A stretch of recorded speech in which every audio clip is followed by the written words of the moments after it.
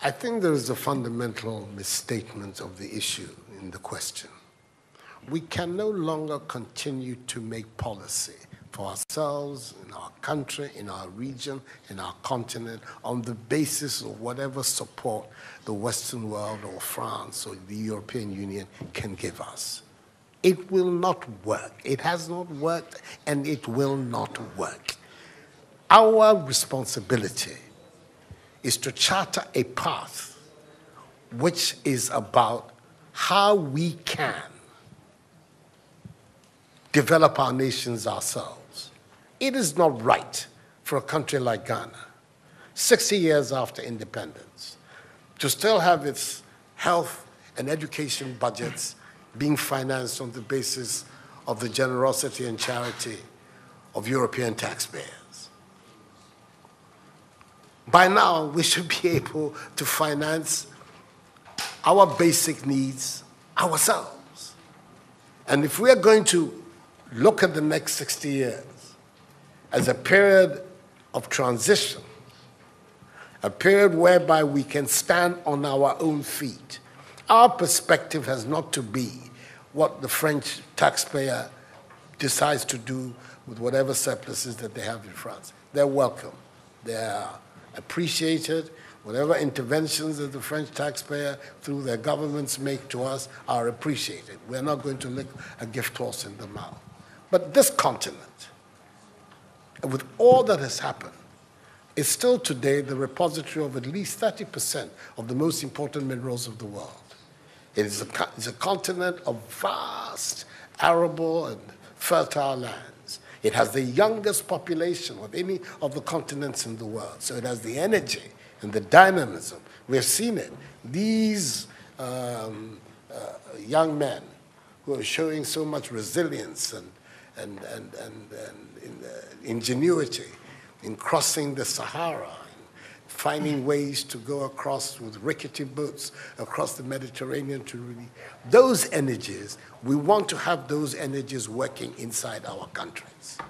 And we're going to have those energies working in our countries if we begin to build systems that tell the young people of our country that their hopes, their opportunity are right here with us.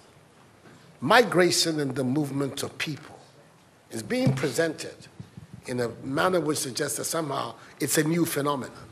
There's nothing new about it. It's as old as man, the movement of people.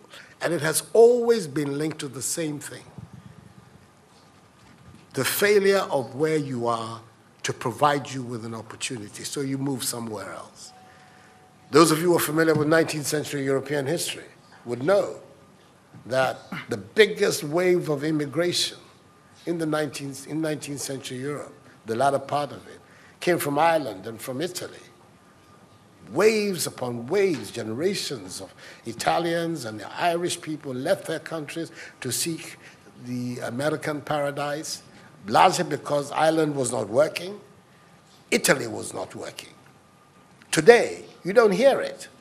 Italian young people are in Italy. Irish young people are in Ireland. We want young Africans to stay in Africa. And how are they?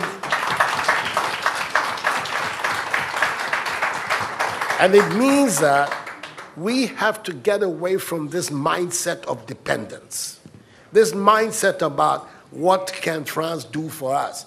France will do whatever it needs to do for its own sake. And when those coincide with ours, tant mieux, as the French people say.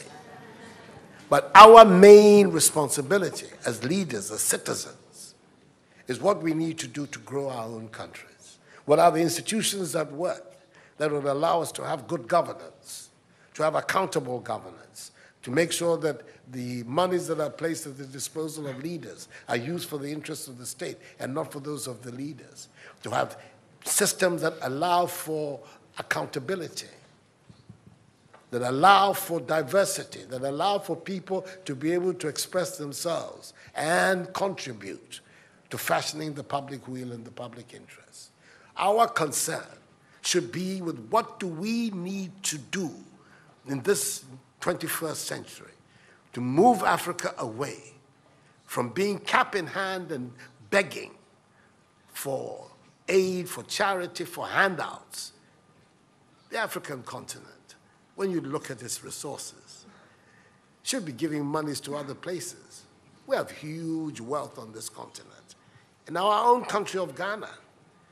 And we need to have a mindset that says, we can do it. Others have done it. We can also do it. And once we have that mindset, we will see it as a liberating factor for ourselves. We keep talking about how it was that Koreans, Malaysians, Singaporeans, who got their independence at the same time as us. We're told of that at the time of Ghanaian independence, per capita Ghanaian income was higher than that of Korea. Today, Korea is part of the first world. So is Malaysia. So is Singapore. What happened? Why did they make that transition? And 60 years after independence, we are where we are. Those are the matters that should concern all of us as Africans, as Ghanaians. And not, when I say so, with the greatest of respect to the French president. I think that the cooperation of France is something that I am, as you know, a strong friend of France. I am Francophile. So I don't have any difficulty with that. But I'm talking about our own propulsion, what we need to do to get our countries to work so that we can create the conditions that would allow our young people to forego this hazardous effort to get to Europe. They're not going there because they want to. They're going there because they don't believe they have any opportunities in our countries. So that should be our focus.